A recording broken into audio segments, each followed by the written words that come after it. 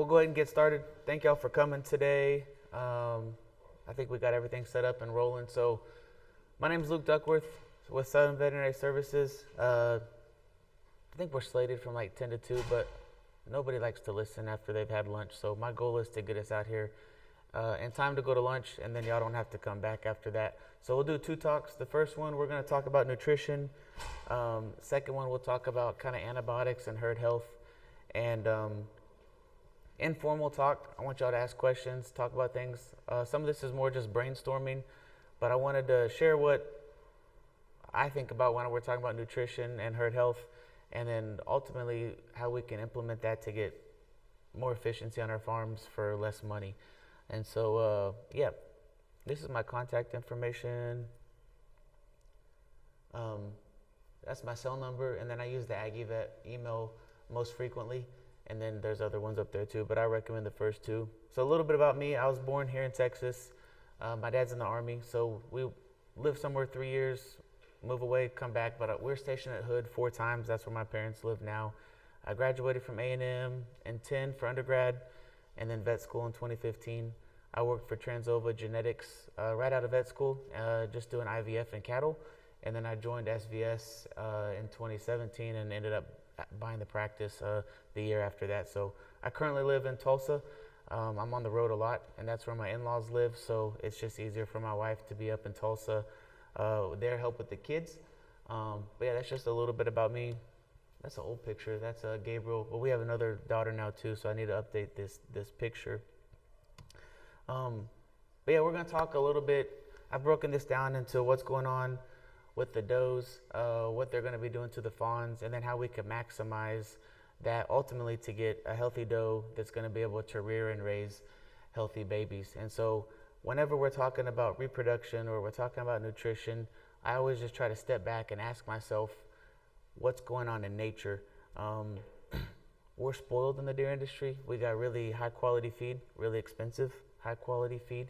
But if you think about what's a doe eat? I mean, I ran on the golf course this morning and I saw multiple does with twins, and we're like in a record drought. So if you really think about what a doe actually needs to be able to raise a baby, it's way different than what we're doing in the pens. Not that that's a bad thing, but I think we kind of get away from how nature intended things to be. And when we start, the further and further we drift away from nature, in my opinion, is when we start to see more and more problems in these animals.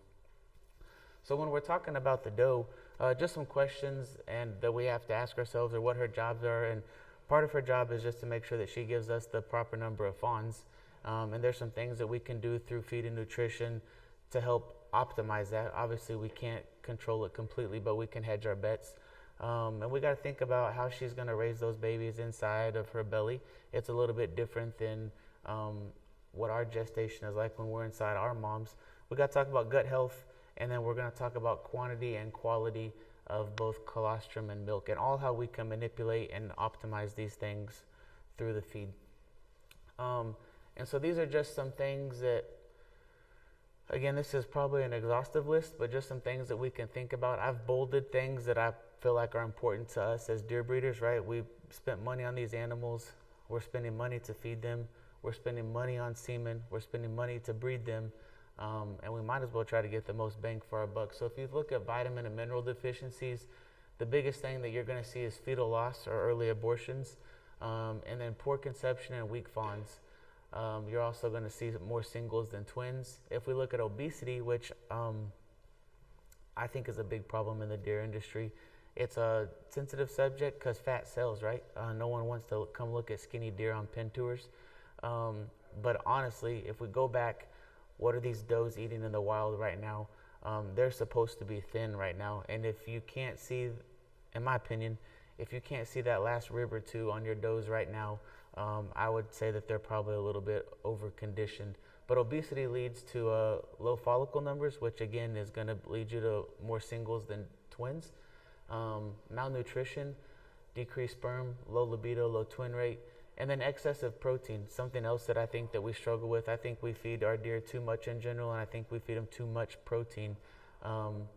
Protein if you go take a protein drink or a workout supplement, people advertise branched chain amino acids, BCAAs, if you've seen that on your workouts.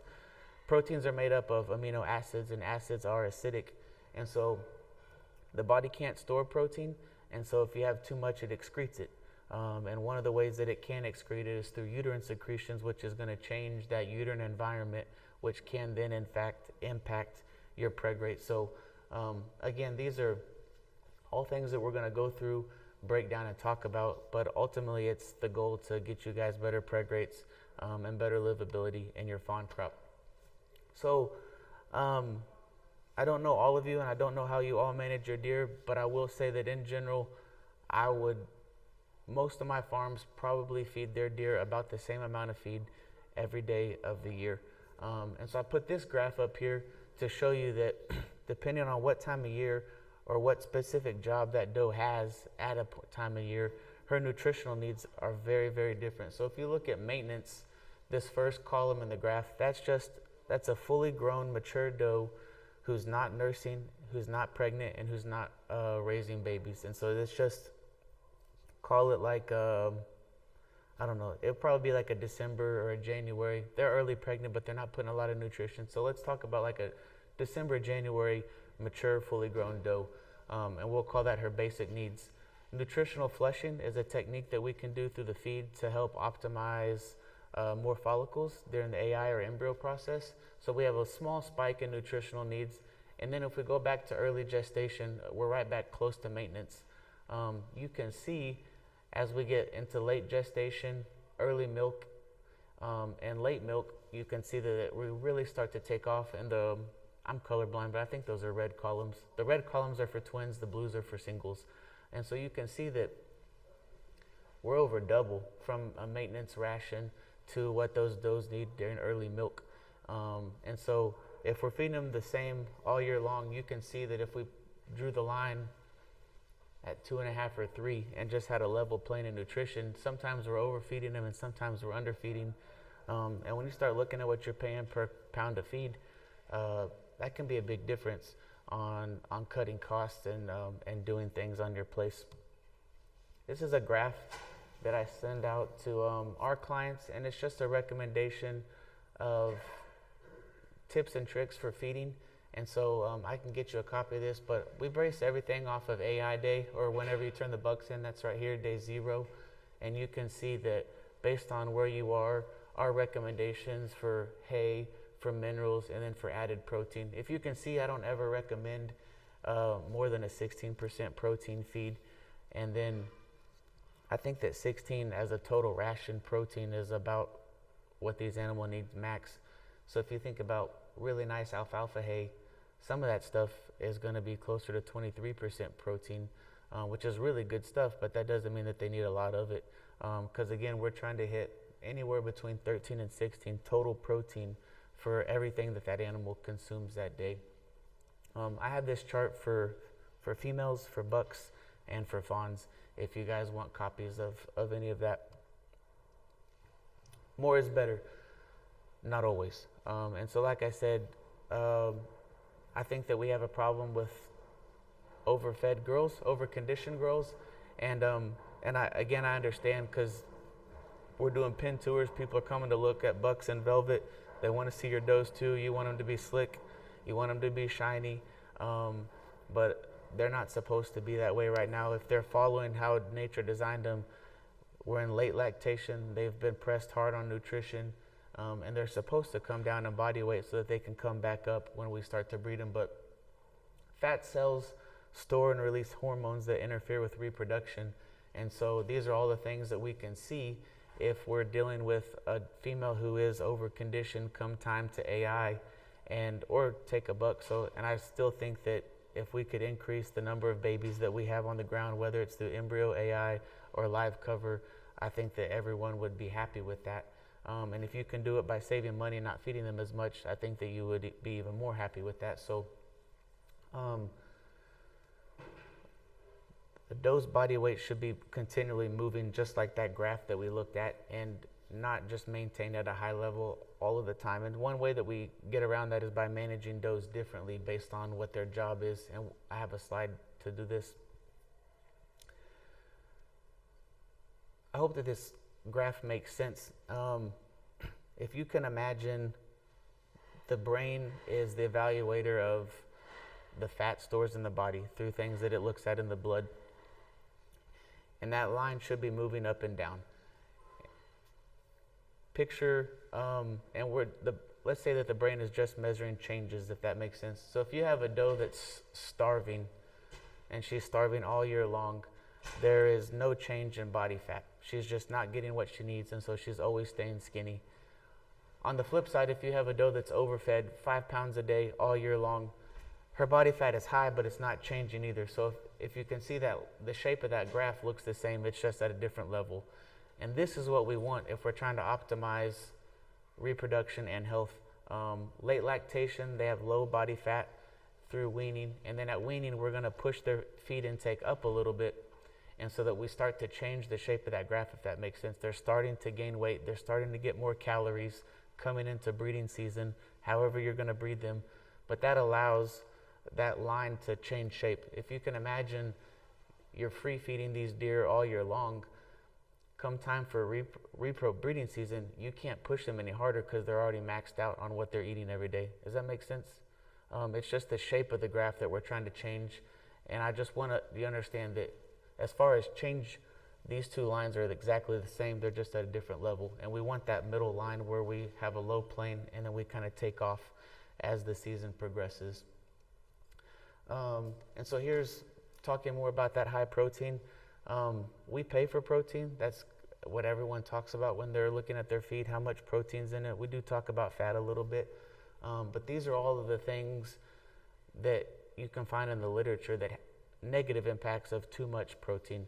And again, if we back off the protein, that's going to save you money because it's really what you're paying for when you look at your feed is total digestible nutrients, yes. But the more protein in the feed, the more expensive it's going to be. Like I said, proteins are acidic and we can't store them, so the body's got to get rid of them. And some of that affects the uterine environment, which obviously is where you're hoping that pregnancy is going to be. And so if you have too much protein, you're going to have a decreased preg rate compared to if you had a normal or adequate amount of protein and not excessive. So how do we get past all this? It is a little bit more management intensive, but I encourage people to look at the body shape or body condition of your deer and to also feed them based off of their jobs, if you will.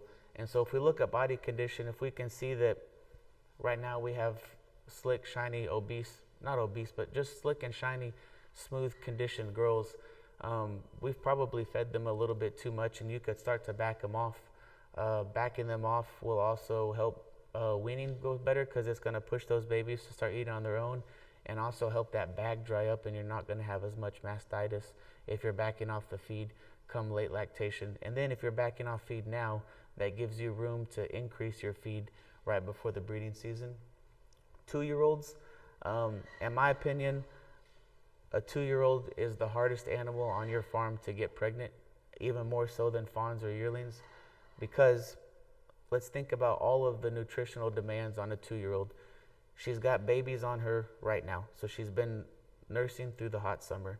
She's still growing. She's not done yet, and so she needs energy to continue growing. And then now we're going to ask her to put body condition back on come breeding season. So there's 3 huge energy demands on a 2-year-old deer.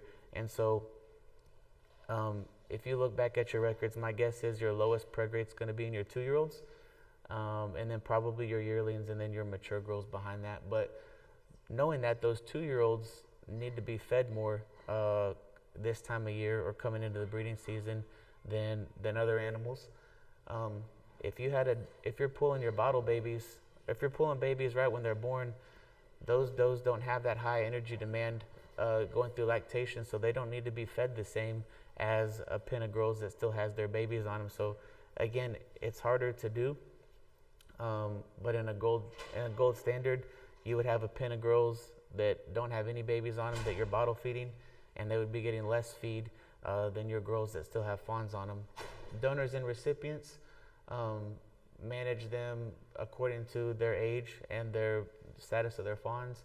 And then singles versus multiples, we can't really control that because it's not like we can go and pull a mom out if she had a single versus twins. But that does correlate a little bit with age, because your yearlings and your 2-year-olds are going to tend to have more singles than multiples. But if you got a bunch of 5 and 6-year-old does that are having twins and triplets, they need more feed than if they didn't. And so I try to put these slides in here, what I call keynote slides or take-home pictures. And so people always ask me, what do I recommend you feeding and when? And I'm not here to promote brands or anything like that. I'm here to just talk about protein and fat, or protein and calories in the form of fat. And so 30 days before fawning, in a gold standard, you would increase your protein content. That can either be giving them more feed than they were getting, adding in a feed supplement, adding in some higher quality hay, however it is that you do it. But 30 days before fawning, we need to increase the protein content, ideally, in that feed ration, because we have exponential growth of the babies inside of her. And we're also trying to increase the quality of the colostrum that she's going to be banking to give to those fawns. Early lactation, we're going to maintain that high level of protein. I'm not talking about fat or calories. I'm just talking about protein right now.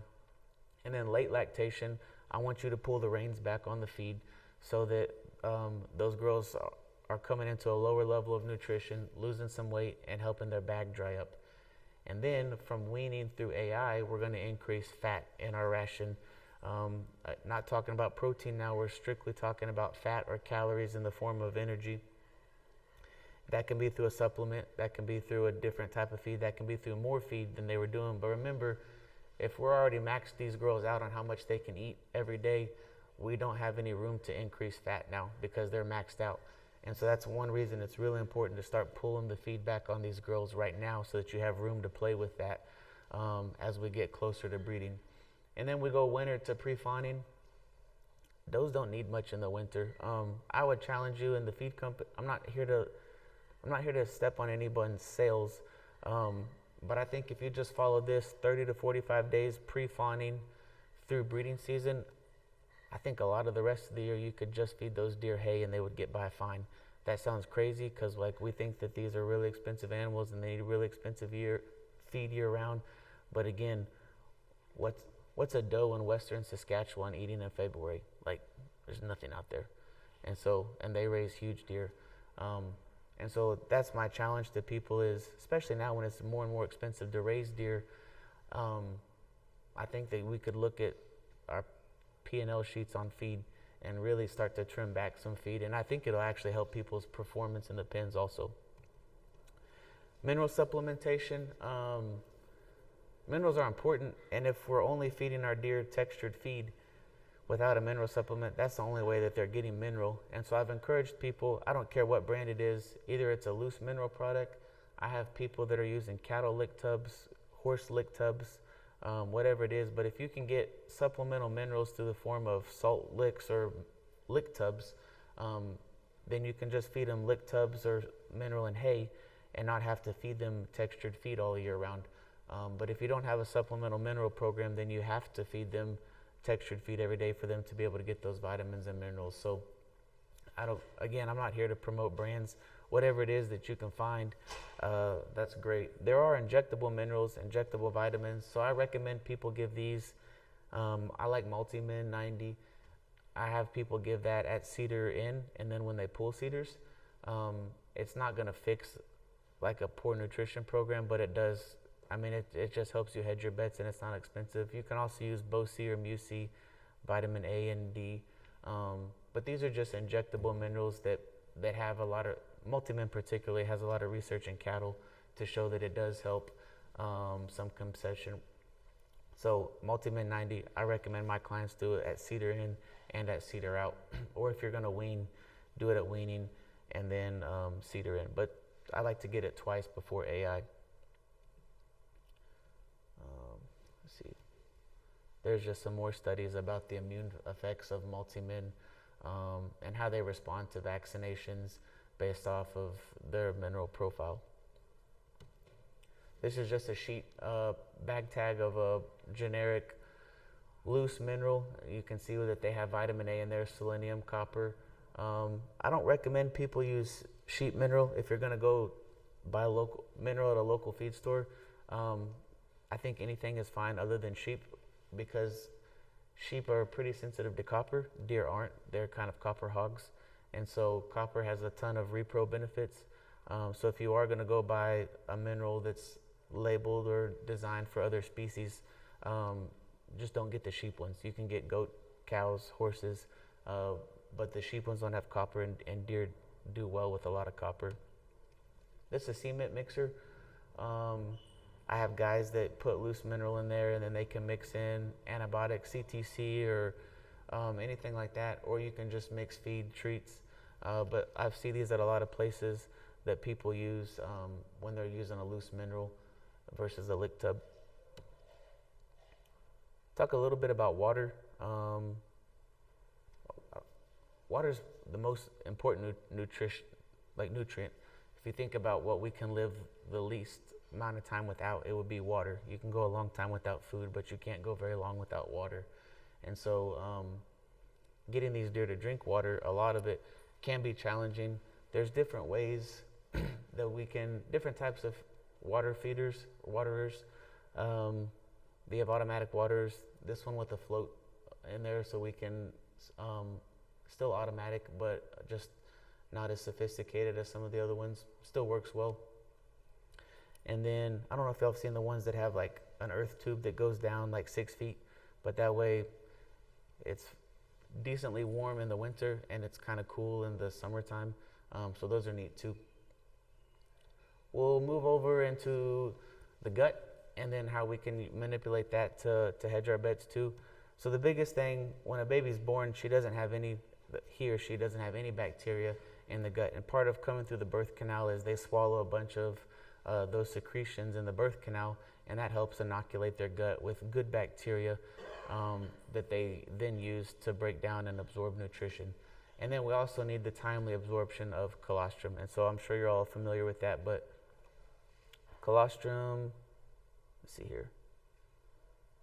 We'll talk about colostrum in a little bit, but so if a baby has a traumatic birth, if something doesn't go wrong, then there's a chance that they may not absorb those nutrients or those bacteria like we need to, but they'll probably pick it up off the ground. But the big thing to know is that we need bacteria in the gut to properly function. And so I noticed that a lot of people have scours on their fawns or something, and so they're just overdosing, in my opinion, with oral antibiotics, which are going to kill all bacteria, not just the bad ones. And then we have an animal that doesn't seem to be doing well because you kind of have to re-jump start their gut. And so, they're going to pick bacteria from the birth canal, from licking and clean on the udder, and then they're also going to pick it up from the ground. But the gut bacteria is super important, and there's more and more research about how important gut health is. This was an older paper, it's 2020, but showing risk and severity of COVID reactions based off of the diet of humans. So they proved or noticed that people that ate more dietary fiber had less severe reactions to COVID than people that didn't. And I think that that's probably common sense. Like, the healthier you eat, the better your immune system's going to be. But if you think about a deer that's only eating feed from a cell feeder, a drop feeder, and there's not any hay in the pen, there's no grass, those deer aren't getting a lot of dietary fiber. They're getting nutrients through their feed, but these deer were designed to eat fiber. And so I think that that's something that we need to focus on getting. Dr. Stan, who works with me, my mentor, always told me that if you have a healthy rumen, you have a healthy deer. And so I think that if we understand how a deer's stomach works, we can also help create a better deer. So fawns don't receive antibodies in the uterus like we do because of the placentation. Anything that our mom has in her blood, we get. So we don't have to worry about colostrum intake for antibodies like ruminants do. But everything that animal needs to develop a robust immune system is going to come in the colostrum of that doe, and it has to be absorbed within the first 24 hours that animal is on the ground. So they have protein in their fats, minerals, white blood cells, antibodies, vitamins, hormones, growth factors. So it's a big deal. There's even like nutritional supplements now that people are advertising, like powdered bovine colostrum, that they're encouraging humans to take every day. So there's a lot of really cool stuff in colostrum. As far as what we're concerned with the immune system, it's really only beneficial in that first 24 hours, and then it can't absorb it anymore. And nature is really cool that if you look at a doe's blood levels for all of her antibodies and nutrients, she's running good and high if she's on good nutrition, and then they just drop really close to gestation or parturition, and that's because she's banking it in the serum or in the colostrum for her fawn. So what started in her blood is going to then go into the colostrum, and so you can see that here. This is antibody levels in a sheep 15 days before she has a baby, and then by the time she has a baby, she's pretty much depleted all of her stores in order to pass that on to the baby in the colostrum. Again, it's got to be ideally 4 to 12 hours post-birth, up to 24 though, but after that, if they haven't nursed, then we got to figure out another way to help them. It's absorbed in the stomach and small intestines. And let's see here. Prevalence of bad bacteria, so dirty pins can interfere with absorption. And then also, if you have large molecules in the stomach, it also decreases absorption of colostrum. So again, I'm not here to step on anyone's toes, but if we're using robust amounts of fawn paste in these fawns when they're born, based off what the literature says, those large molecules that are in the fawn's stomach could potentially interfere with the absorption of colostrum and limit or curb their desire to go nurse more colostrum through that 24-hour. If I'm sitting there and I just was born and you gave me a big syringe of pudding, like, I'm not gonna be hungry and go try to nurse on my mom, which is what I really need to be doing. So I'm not up here to preach against anyone or anyone's products. I'm just thinking out loud. It seems like the only thing that animal really needs that first day of life in its belly is its mom's colostrum, and anything that we're putting in there other than that could limit the amount of colostrum that animal is going to go try to get or be able to absorb. And so in my mind, two simple questions is how can we increase the quantity and how can we increase the quality? So quality of colostrum increases with age, and that makes sense, right? As we're still growing, we're becoming more and more immune adapted and have a more and more robust immune system. So if I were to guess, if you call me and talk about problems in your fawns out of your younger girls are going to have more problems on average than your fawns from your older girls. And that's just because those yearlings, 2-year-olds, aren't fully mature in their immune system yet. And so they're not starting at the same level to be able to pass it on to their babies. And so I think that we have to think about that whenever we're managing animals.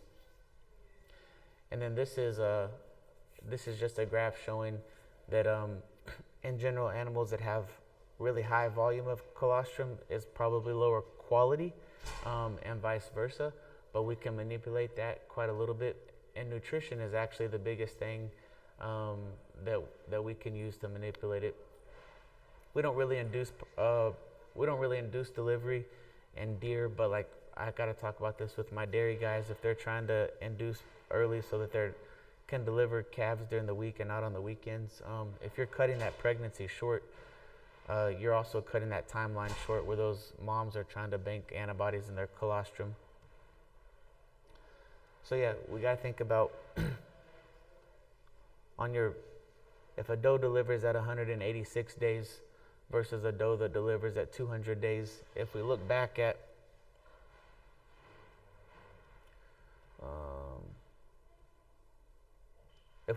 this graph, this is when babies are born. This is 2 weeks before. So if you have babies born at 186 versus 200, like that's that 2-week gap right there. And so you can see the difference in quality of colostrum that those animals may or may not be getting based off of when they're born. And so they could be at risk. Obviously, we can't control when they're born, but if we're feeding them well coming into when they're going to have fawns, then we can hedge our bets. So Bovatech, literature shows that it improves milk production and increases glucose in the milk. And so it also is a coccidiostat. kind of messy on as far as scripting it out to deer, but I just wanted to put that up there, that there's ways that there's literature out there that shows that we can manipulate quality and quantity of colostrum through the feed, and using Bovatec as something that, as a coccidiostat, is something that also has effects on that. If you have a doe that dies in delivery or dies right before she has babies, I encourage people to milk her out, and then you can freeze that colostrum. And that way, if you have a baby that something happens and you need to bottle feed it that first 24 hours, you have frozen colostrum. Also, if something dies in a preserve, or if you have access, there's probably not a lot of circumstances where you would have a healthy animal that dies and has a colostrum, but if there is, I would take advantage of it. You can refrigerate it for 2 to 3 days or freeze it for a year or two. We use a lot of different types of milk for our bottle fawns, and so I just put this up here. This is a comparison of different species, their dry matter, their protein, and their fat. I really only put this up here because I wanted to talk about whale milk, because it blows my mind. Whale milk is like pudding. It's 74% fat, and so whales actually squirt it out into the water, and then the calf will come and just gulp it up. But I just thought that was really crazy to me. But if you can see, I think most people probably use sheep or goat milk.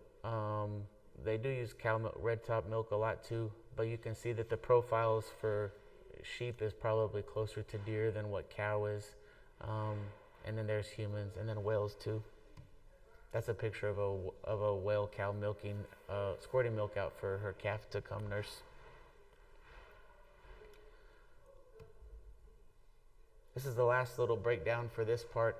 So basically, we've got our fawns on the ground. We've tried to feed the mom appropriately. We've tried to maximize performance in our fawns, and now we got to get those fawns to where they're grown-ups too. And so when a fawn is born, they only have one stomach. They don't have 4 yet. That doesn't happen until they wean. And so our job is to try to help them get to that process, and we can take advantage of it too. Oral banamine isn't absorbed like in a ruminant or a mature doe like it would be in a fawn, but if you have a fawn that has a fever or struggling, you can do oral banamine in those fawns, and they'll absorb it since they only have one stomach. We can talk about dosing if you guys ever have a problem, but there's no reason to stick a needle in them if you can give it orally. And then we got to get them eating fiber as quickly as we can. Rumen means to chew, and so that's just what they do. And so they have the 4 stomachs, which break down the fiber, squeeze it to get the water out of it, and then the true stomach, which is where it's digested, and then we have the small intestines, which is where everything is absorbed. So really sophisticated system, but it all starts and is based off of how much they chew and how much fiber they have. So it's actually the gut microbes in the stomach that is making the nutrients for the deer to absorb. So if you or I eat a Snickers, that Snickers goes into our stomach and then it's absorbed straight into our small intestines, pretty much unaltered.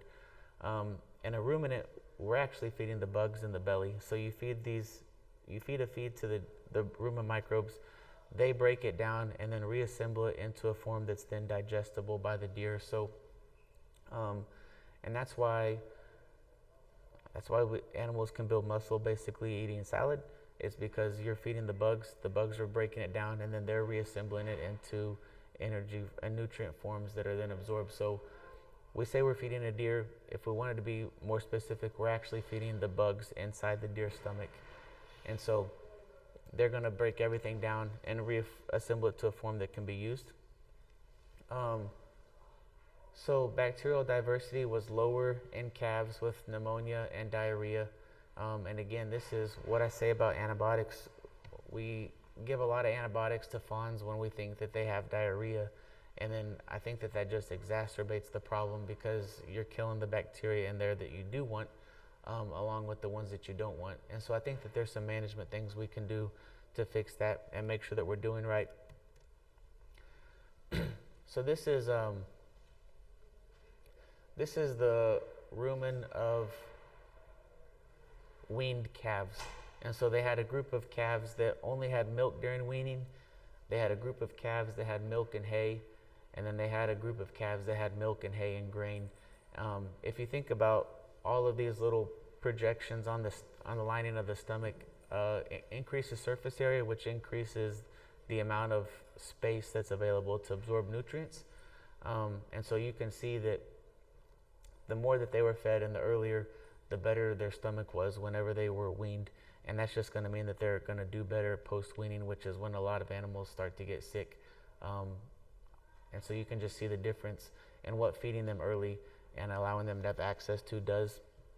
We don't really use creep feeders in the deer world because deer are crazy and they can find ways in and out, around and above all things. But this is a sheep creep feeder, meaning you can have feed and hay on the ground in a corner of your pen that the does can't get into, but the fawns could run through there. And I think I think HB even has feeders that have creep panels around the bottom of the feeder. So if you put stuff on the ground, then the does are going to eat it before the fawns. But if you can secure a way for the fawns to get to a safe area, you can let them start nibbling on hay and feed at a really early age, instead of mama getting everything.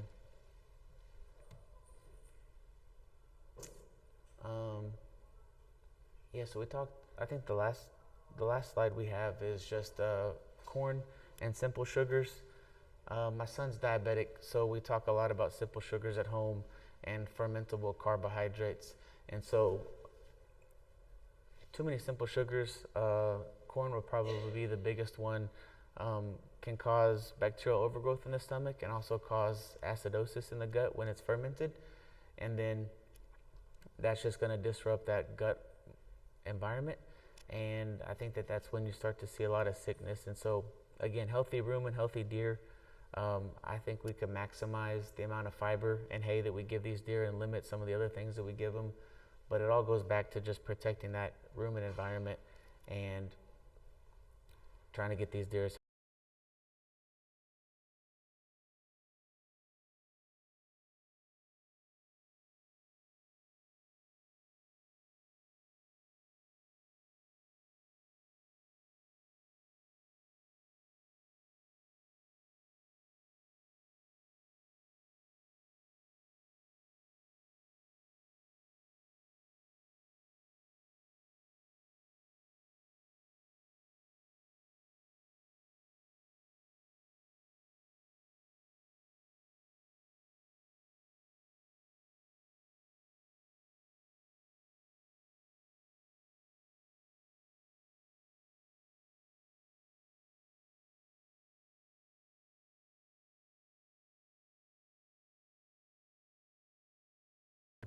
To get some omega-3 fatty acids into their feed.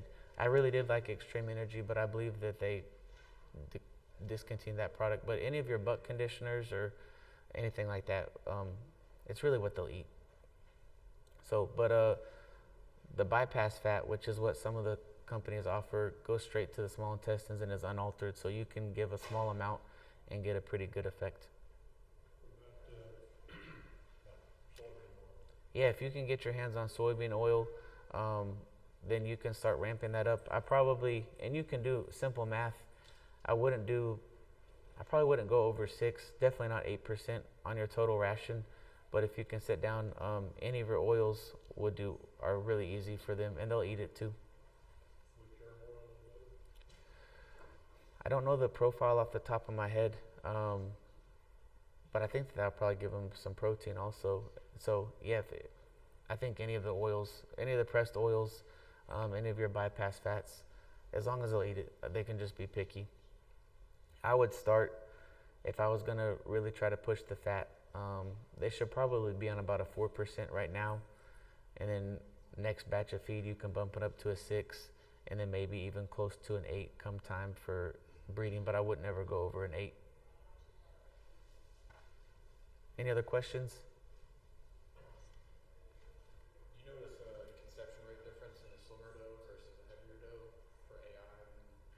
Yeah, the skinny ones do better.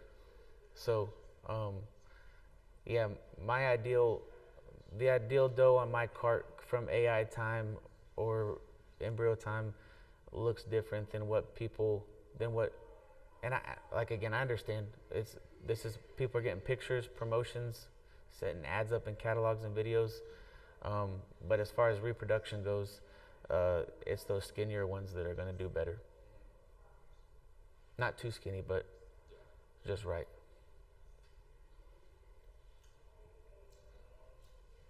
All right, let's take a. Let's see. Let's meet back at 11:10, and then we'll do our last, and then we'll be done at lunchtime.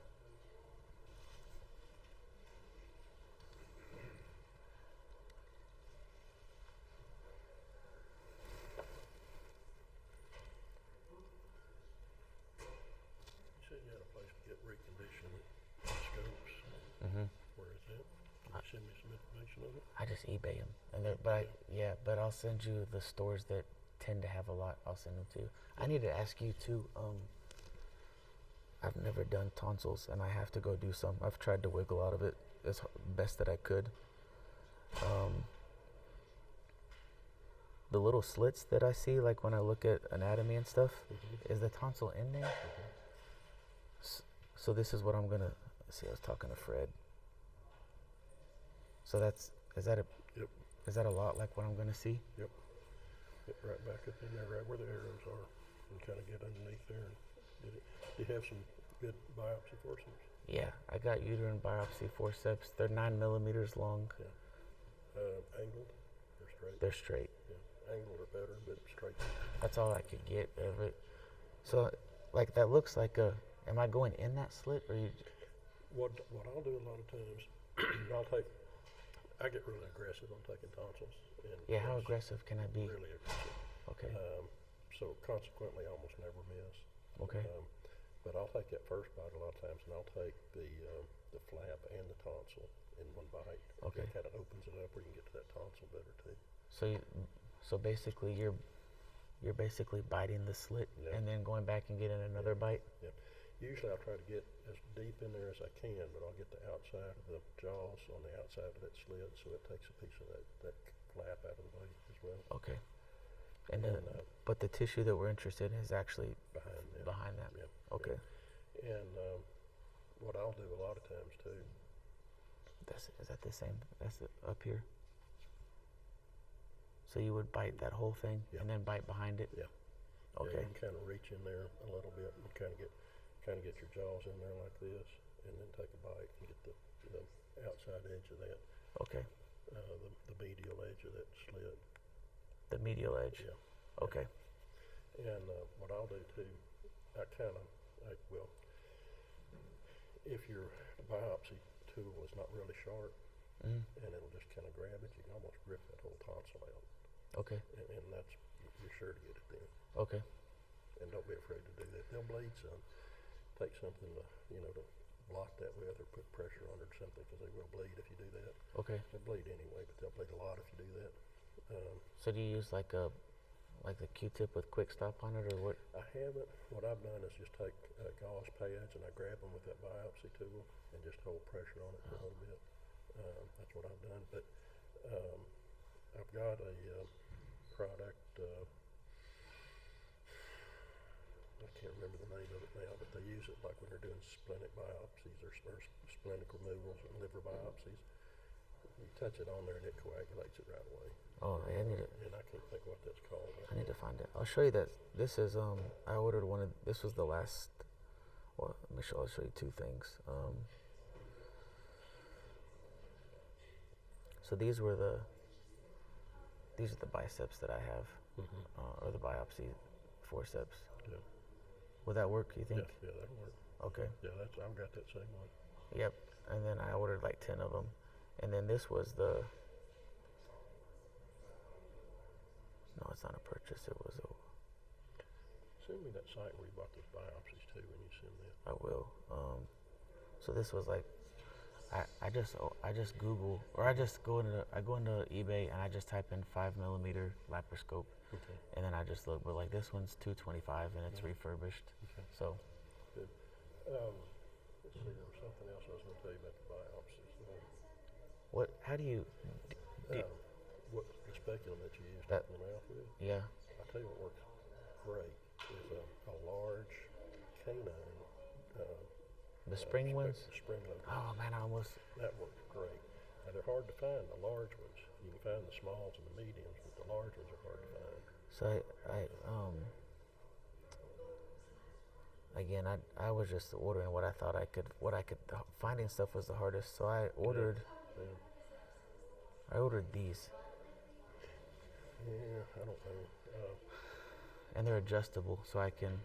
You can take them apart and move the bars. Yeah, I know. I think Walt uses something like that. Those spring loaded ones really work great for me because you hook it, right inside the jaw, holds your mouth open just right. It's out of the way. And, one-handed deal. Do you It think? works good. With that one, you almost need somebody else to hold it. Yeah. Are you going? You normally go to like the same side every time? I do. Their left? Yeah. Yeah. Well, no, they're right. I go in and get their right. Okay. That's what I do. So you have the tongue you pull your tongue out? I grab the tongue with my left hand and pull it out. Yeah. And then I go in and grab their right tonsil. That's what I do. Okay. So That's easier for me because I'm so right-handed. well, that's how I am. Yeah, we'll see. I'm still confused because it's a certified herd. Park says that you got to do tonsil. Animal Health says that they don't honor a tonsil. I've had a couple of herds where I had to do tonsil and rectal. That's what I offered, but I was like, I won't charge you any different because we're there by the. I just had a call a while ago. Another herd needs tonsils. They told them just tonsils. So And then I'm down to my last. I think Kim said I had 2 tonsil biopsy tools left. let me see. I don't even know if I'll send you that link real quick.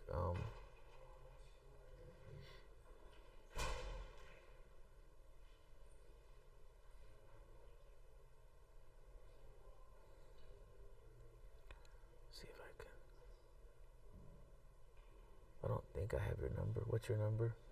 361 550 49. Oh, yeah, I do have it. All right, I sent you this biopsy. Good deal. All right, Yeah, that's been the hardest thing to find is those doggone tools. right. How much did you have to pay for those? Do you remember? 39. Really? Yeah. Last ones I bought were like 125 or something like that. Yeah, I paid 39 each. Man, yeah. I've got a few like that. The ones I've got are, they're German origin and they're a little bit more expensive. But I think it was $100 a quarter I had to pay for them. I've seen them like up to 400. Yeah, But I was like, I'll buy whatever I can get in for the cheap because I'm gonna throw it away. Yeah. So Well, I always leave them at the ranch where I'm doing Yeah. the biopsy. Just leave them there. Then if they have to do it again, they've still got it. Right. We can use theirs again. yeah, that's a good idea. I'll, I left one with, we had to do Fred several times, Fred Gonzalez. And the second time I was there and I left the instrument there, first one he threw away. right. The second one I left there and he kept it for a year in Clorox. And Clorox. Put it out and there's Nothing left. It just ate the whole thing. He just had it in a jug of Clorox. That's funny. Well, it worked. It deactivated. Yeah, It worked really well. Well, good deal. All right. Thanks for the links. You're welcome.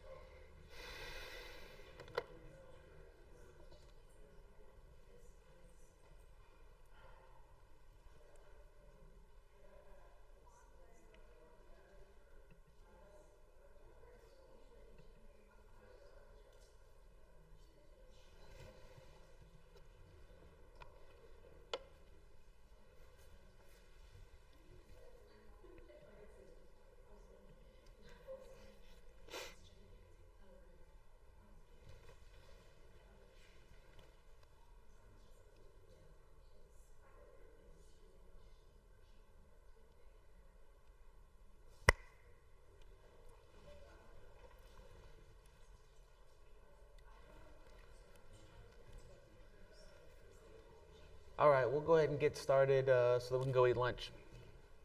So this is a repeat talk, but I get good feedback on it, and I still see stuff on Facebook that makes me cringe. So until I don't see anything on Facebook that makes me cringe, we're going to keep talking about antibiotics. So again, there's my contact information. This was penicillin, Alexander Fleming in 1928. So again, not a very new, or I'm sorry, it is still a pretty new technology when you think about the grand scheme of things. Antibiotics aren't even 100 years old. It was happened by accident. Alexander Fleming left his office, went on vacation, came back. There was some fungus growing, except for a little part on his petri dish, and he realized that was because of what ended up being penicillin, credited with saving the Allies in the Second World War. So yeah, really important stuff. But again, 1928 was when the first antibiotic was truly discovered, and so it's not a very old technology that we have. I'm going to just go through antibiotics. There's a bunch of different kinds. I'm sure you've all seen them, ordered a bunch of different kinds. And I want to share with you why we have different types of antibiotics and what they do, and how you can use them to be more successful. This is a chart that I've made. So over here, I have the scientific name for the drug, so their drug class. And then the next column is like what you would tell the vet that you need, or what's labeled on the bottle. And then how long they act, if they're big volume or small volume, really if that's dartable or not dartable. And then what they're good for and what they're not good for. So I tried to sum everything up into one little sheet. I have clients that print this off and laminate it, keep it in the Ranger or tape it to the stock of the dart gun, but that way they can look at stuff when they're out in the pens.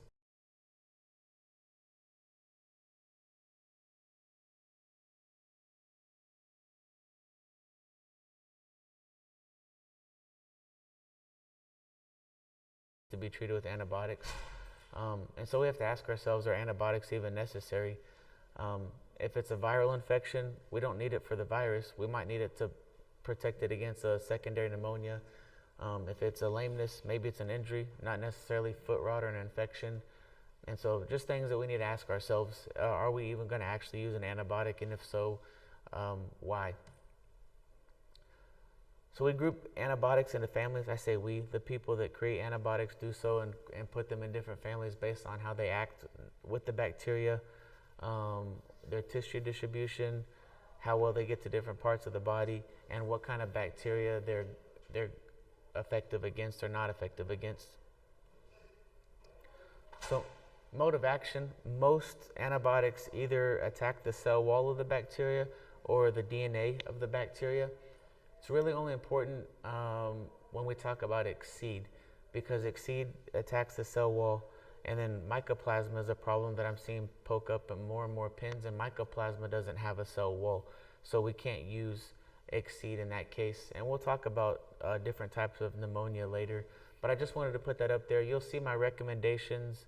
I had the table that tells you what everything is good and not good for, and then I have another sheet that my recommendations for different types of diseases. And you'll notice that Exceed's a great drug, but it's my third option for pneumonia cases, and I'll get into that a little bit later. But a big part is if we have mycoplasma, which is a really nasty bug, and we're using Exceed as our first defense on pneumonia cases, we're not going to be effective whenever we do that. So that I encourage people to culture your lungs, cut open your deer.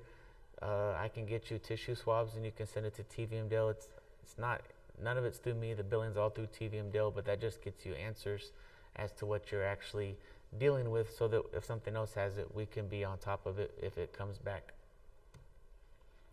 So spectrum of activity is they classify bacteria as gram-positive or gram-negative based off of how they're structured.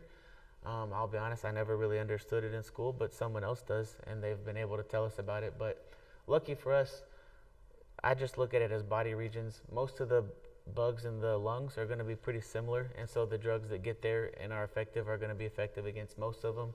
Same with your gut pathogens in your skin, like common bugs hang out together commonly, and so that's good for us. We just have to be able to get the right drug there. And then anaerobic versus aerobic, so that's whether or not bacteria thrive in the presence or the absence of oxygen. So Anaerobic is easy to pick up. It's anytime there's nasty pus, that's an anaerobic infection. It usually smells bad. And if you think about an abscess, whenever you open it, you're letting air into that environment, which is a great way to deal with an abscess, because if an abscess is closed, there's no oxygen, and that's what allows that infection to thrive. So anytime you see just something that's got pus and it's nasty and smelly, that's an anaerobic infection. And based off the chart that I had up there, we'll pick an antibiotic that we know can get to and be effective against anaerobic bacteria. Tissue distributions, lungs are what we're going to be treating the most in the deer industry, and lucky for us, almost all of these drugs get to the lungs really well. GI tract, we talked about the gut and antibiotics earlier, but if we do think that there's a problem that warrants an antibiotic, I always recommend an oral one, because I know that it's going to get there instead of an injectable one.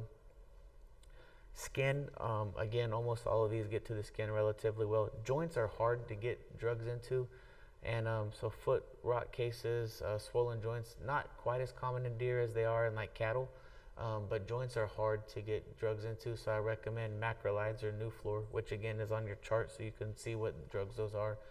And then anytime we have what I call a brain infection or a head case, also really challenging to get drugs into the brain. And so those are my recommendations if we have a brain case. Probably Nuflor more than anything, but antler infections, they're right there by the brain.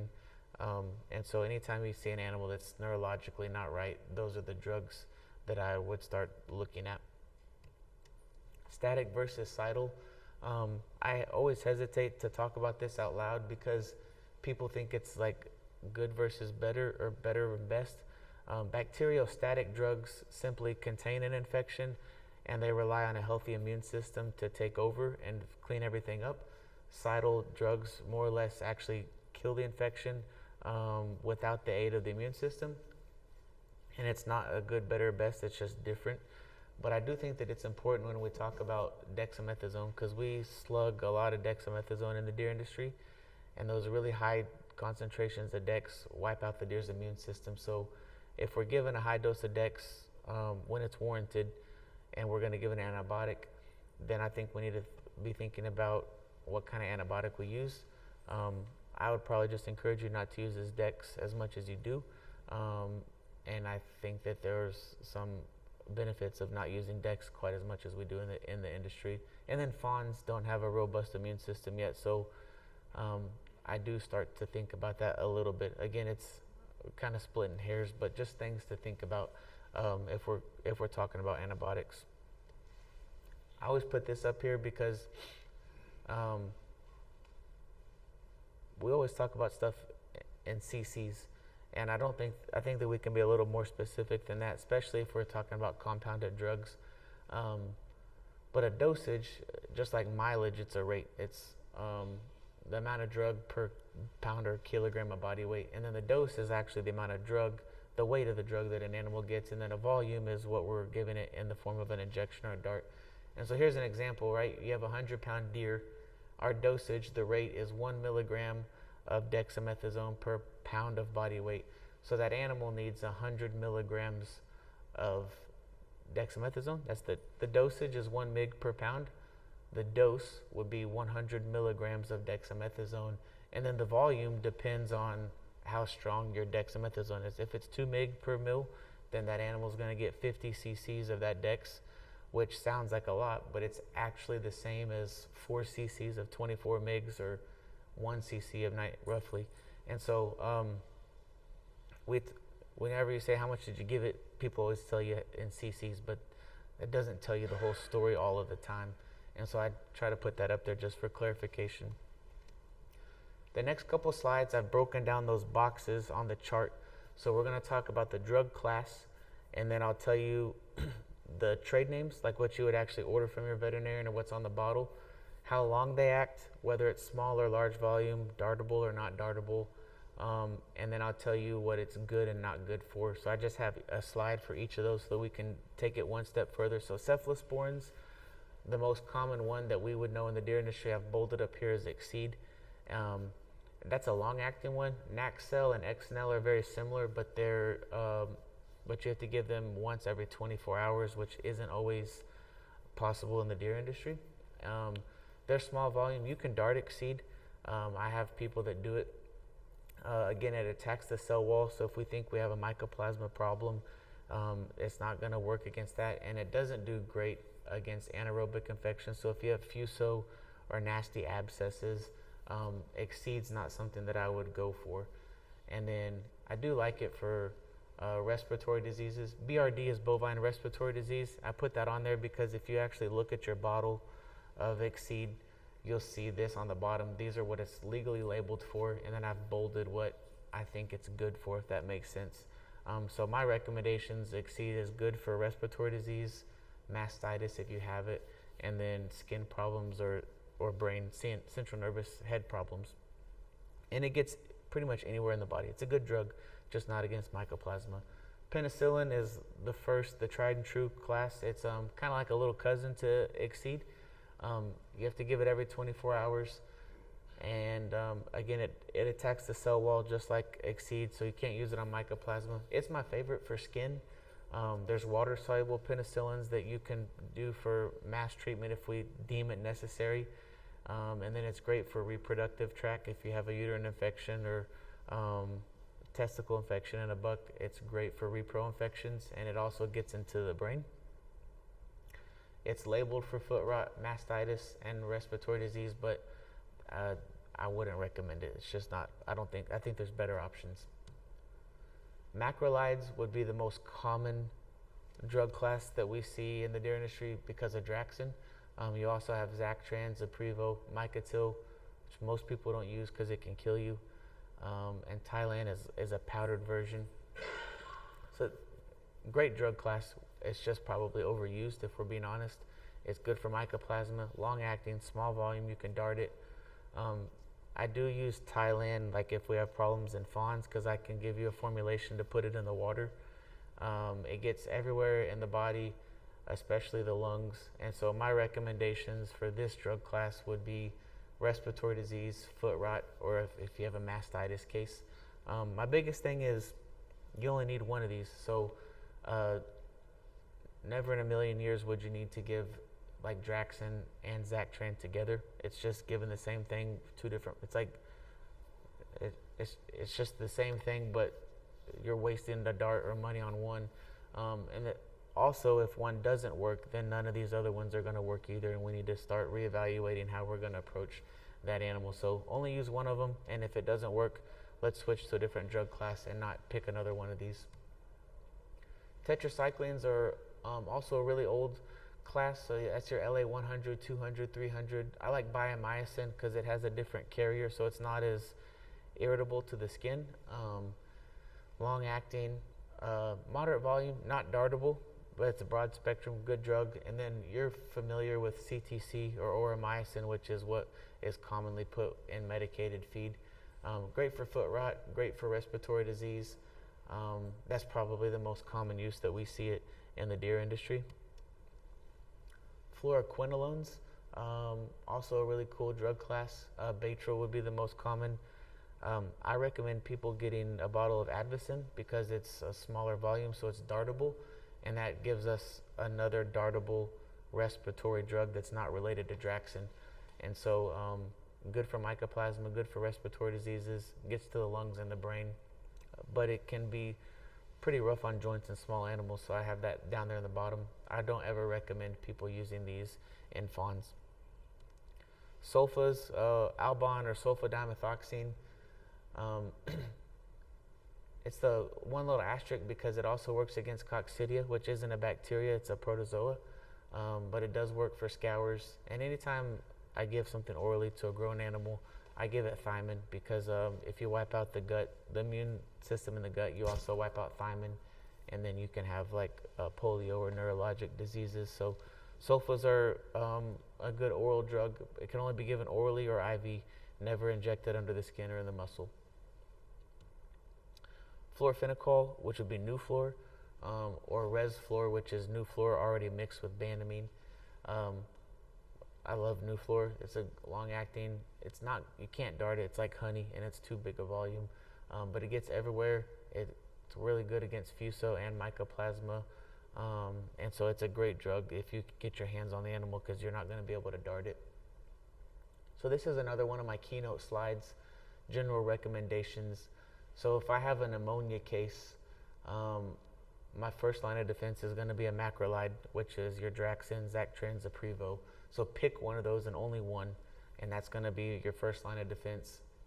If we've decided that macrolides aren't working on your farm, I'll then probably move to Advocin, which is the dartable version of Baytril.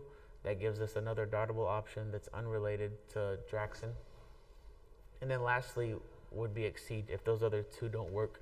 And again, just because if it's mycoplasma, I wouldn't want to use Exceed up front. For skin wounds, I use Exceed or penicillin. For fuso or foot rot, I like Nuflor first, and then I do macrolides if that didn't work. Again, I try to save macrolides, which is your Zactrin, Draxin, Zaprevo. They're really good against pneumonias, and so I try to only use them for pneumonia cases. So if I have a different type of problem, I want to use a different antibiotic and save the potency of Draxin or the likes of it for pneumonia cases. Antler infection, Nuflor or Baytril, again, something that's going to penetrate the brain and give you protection there. And then scours, I always recommend management changes first, whether that's feed or something like that. But I always recommend a management change first for diarrhea problems. And then if that doesn't fix it, then we can talk about oral antibiotics. So for pneumonia, again, it's common. And so the gold standard would be something that covers mycoplasma, that's dartable and long-acting. We have other options of anti-inflammatories. Draxin KP is a fairly new product, which is Draxin and an anti-inflammatory. And then you have Resflor. They used to have Hexasol, which was like LA200 and Banamine, but I don't think that they make that anymore. And then if you have the animal down, which you're never going to offend me if you dart an animal down to treat it, because you can just do so much more. A lot of times they just get one dart as a treatment, and that there's times when that's okay too, but you're never going to offend me if you dart an animal down and go do a full exam on it and really give it everything that it needs. And then we need to establish a follow-up date. So we're just going to segue into pneumonia for a little bit just because it's so common. Just a simple cartoon of human lungs because they're vertical, right? And so in human lungs, you can see that they circle the bottom because of gravity. That's where the bacteria are going to tend to settle if you or I have a pneumonia problem. It's just gravity. We're standing upright. And so that's where the problem is. You can imagine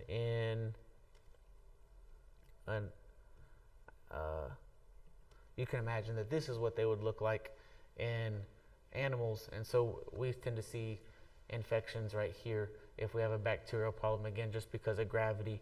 And you got to think about what those animals are going to be looking like when an animal's standing up on all fours. So put that up there. Sequence of events when we have a pneumonia problem. Again, this is from a paper, the disease process of bovine pneumonia. That's just where the research money is. But bacteria are everywhere all the time. Like, it's nothing that we've done wrong. They're just there. And they don't normally cause a problem if everything is healthy and the way that it should be. But if there's ever a stressful event, that allows an opportunity for bacteria to set in. So anytime the immune system is compromised, and we'll talk about what that can look like or things that happen, then we allow the bacteria or the virus to set in and actually cause a problem. So from that same paper, they found that bacteria pneumonia usually starts 1 week after a stressful event. And that could be working deer, that could be moving deer, that can also be a dart of dexamethasone, which is the one reason I say I think we might use it too much. Dexamethasone stimulates the same stress response in an animal as any stressful event. That's the hormone that it is. And so they found that a week after dexamethasone treatment, you can start to see some secondary pneumonia cases. And then up to 2 months later, this paper found that they can still have low-grade fulminating pneumonias, which would kind of explain those chronic poor doers that we might see in the pens. So viral pneumonia, by and large, most viral pneumonias aren't fatal, but they pave the way for a bacterial pneumonia to come in later. So when we give a dartadraxin to what we think is EHD, we're not treating the EHD, right? Because EHD is a virus, and antibiotics don't work against viruses. But we are protecting that animal from a secondary pneumonia that we know is going to follow. And so viruses can irritate the airways and break up just the natural habitat of the airways, and then allow the bacteria to come and settle in. So not a huge deal, but I just wanted to clarify that when we use antibiotics like in our EHD and blue tongue cases, we're not trying to treat EHD and blue tongue. We're trying to protect that animal from a bacterial infection that we know is going to come up behind it. So bacteria just takes advantage of a broken system, and they have a bunch of different ways that they can do that. But again, the big thing to think about is the healthier your animal is, the more normal everything is on your farm, the lower incidence of sickness. And so also it tells us anytime we work our deer, move our deer, we have like that 1 or 2 week window of time where we really need to be watching them, because we know that that's a prime opportunity for things to set in. I put this up here. This is just a generic picture of normal, healthy looking lungs. You can't feel a slide or a picture, but if you did, those lungs would be light and airy and fluffy. And notice they're just a nice bright pink color compared to the bottom of these lungs, which would be thick, heavy, squishy, not necessarily spongy. And you can just tell that they look, I say angry. That's not like a scientific word, but like those lungs look angry to me. The top of the lungs, this would be head this way, their chest or their sternum, and then that would be their back. And so the top of the lungs look pretty good, but you see those red lungs down at the bottom. And so if I open these lungs, the way that you have the bottom red and the top nice and healthy, that's a classic example of a bacterial pneumonia. And so it's amazing how many phone calls I get of deer that die, and someone wants to know what I think is wrong with it, and I ask if they cut it open, and they say no. And it's just, I mean, I really can't. It's not that I don't want to help you, it's just I can't. Like if you have a picture or something, then we can talk about it. But I would encourage you, you don't have to be good at any necropsy, you don't have to know the names of all the organs, but if you can just lay the animal out on a table or on the floor and open the lungs and just open the abdomen and take a picture, like there's a lot that we can learn from just that, and you don't have to know the names of anything, but that at least helps a conversation of what's going on. So again, I put it this way because if you think about how our animals are oriented, that's going to be the distribution of the problems front and bottom for bacteria. And again, that's just a bigger picture of what's going on. Some bacteria have what we call fibrin, and so if you open that up, again, if you open that up and I see that picture on a text message, there's automatically a couple bacteria that come to my mind that are really probable causes of that particular type of pathology. And so again, you don't have to know what you're looking at, you don't have to know those bacteria, but if you can just show me a picture, then that's really helpful as far as talking about what might be going on. If you open the lungs and you see that they're all angry looking, thick, red, heavy, juicy, not light and airy, then I'm going to be thinking about a viral pneumonia. And that animal may have died from this virus, it may have died from something else, but if you think about viruses traveling through the blood, it's going to affect that lung more distributively than a bacteria that might just be crawling through your airways and settling where gravity is going to take it. So if I see lungs like this on a picture, if you crack open and send me a pic, and they're all dark and pink, the whole thing, I'm probably going to start thinking about viral causes, which in this case could possibly be EHD or blue tongue, but that's what I would be thinking about.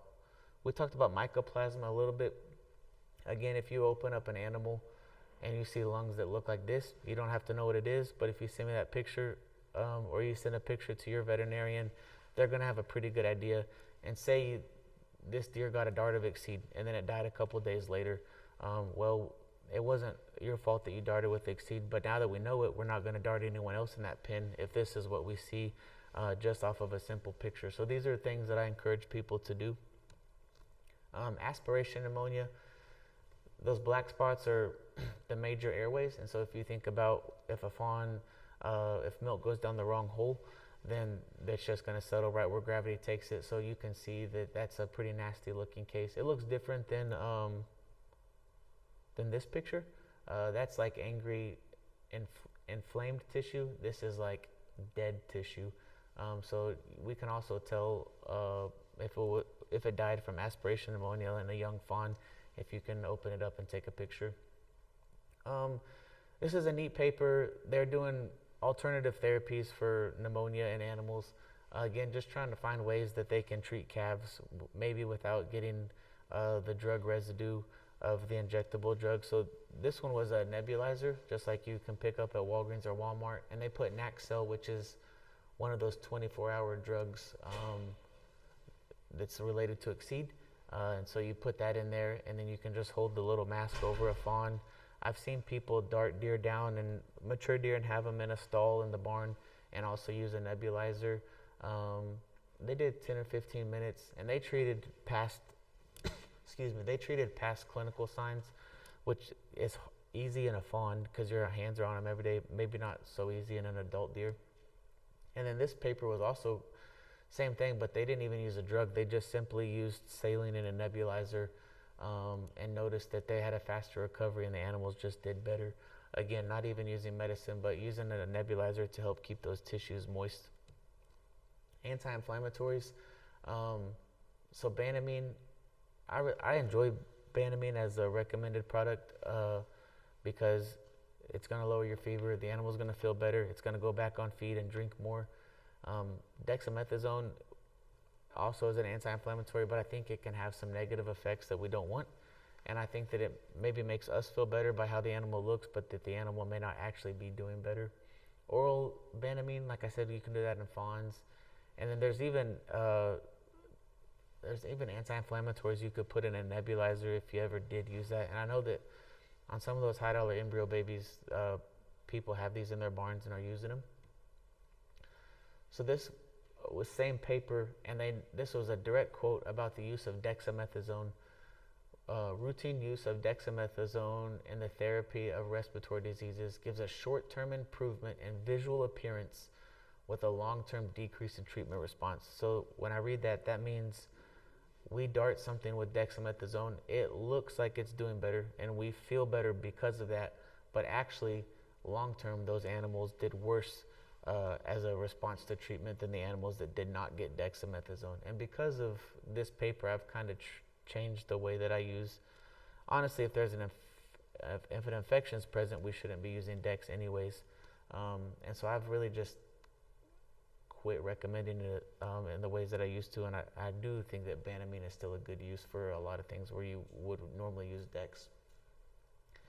So to follow up on the other side, same paper, when tetracycline and Banamine were given together, there wasn't any lung pathology. The rectal temperatures dropped quickly than any of the other treatment groups. So this was just saying antibiotics with Banamine, that treatment group did better than all of the other treatment groups. And so, so that just tells, this was an interesting paper, and that's one reason that I've been more inclined to recommend the use of Banamine over dexamethasone in cases.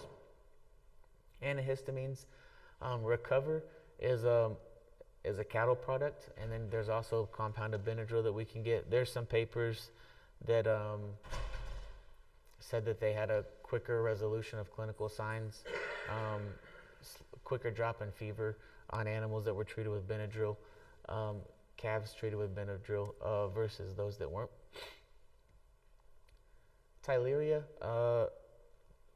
this is the first time I had this slide was last week at the TDA, but I have a client in Missouri that has lost a tremendous amount of deer, and they've also lost a lot of cattle in the area.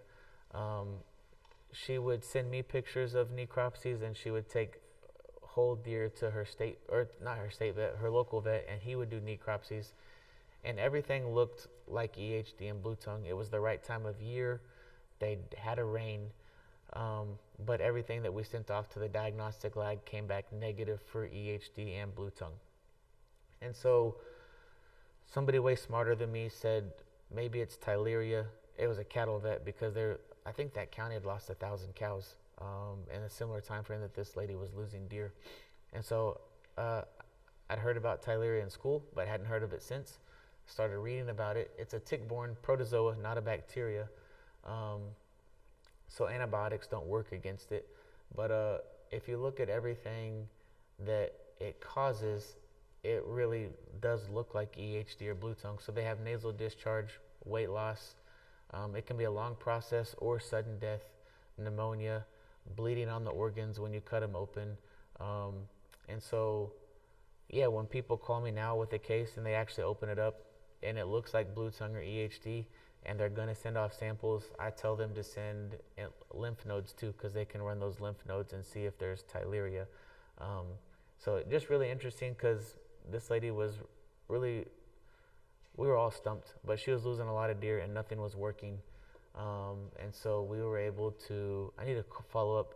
Last week was the first week that we actually got the drug that is supposed to work against Tyleria, and I need to see how she's doing. But that's just interesting because it really looks like EHD or blue tongue when you read about it, but it wasn't in this case. We're going to move into some body systems or problems just quickly. Again, breaking down that table. Skin wounds. A lot of anaerobes are prevalent in skin wounds, so we need to do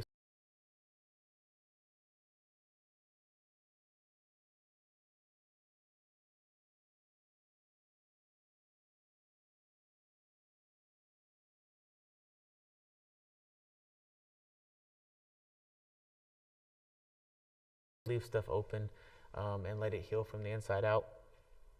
Fuso or foot rot, it's a really nasty bug. I have people that lose a lot of deer from Fuso, and once it's in your pins, it's going to stay there.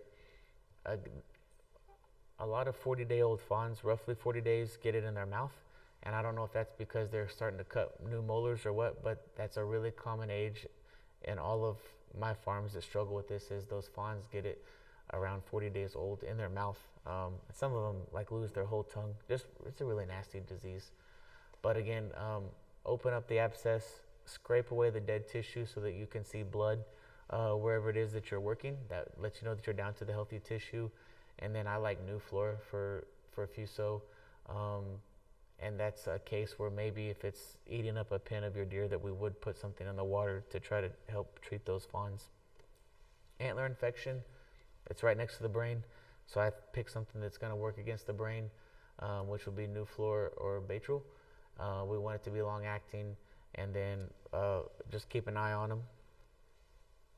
Scours, if you call me with scours in an adult animal, first thing I tell you to do is pull the grain and only feed it hay, and do that for about a week. I'll ask you to send a fecal sample off to either one of the diagnostic labs or take it to your local vet clinic and let them look at the feces. TVMDL and the University of Georgia, you can actually send them a bag of fecal pellets, and they'll grow the worms and then run it against dewormers and tell you which dewormers are actually effective against the parasites that are in your herd, which is a pretty neat thing, so that we're not just using everything against them. And then if there's parasites, we need to treat those differently than if it was a bacterial problem. This is just a wrap up of my keynote slide. Again, same thing as earlier, pneumonia, Draxxin or something like it first, and then Advocin, and then Exceed. Skin wounds, pick penicillin or Exceed. For Fuso or foot rot, I like Nuflor. Antler infection, I also like Nuflor or Baytril. And then scours, we're probably going to mess with the feed first, and then we'll pick an antibiotic if we think that it's necessary.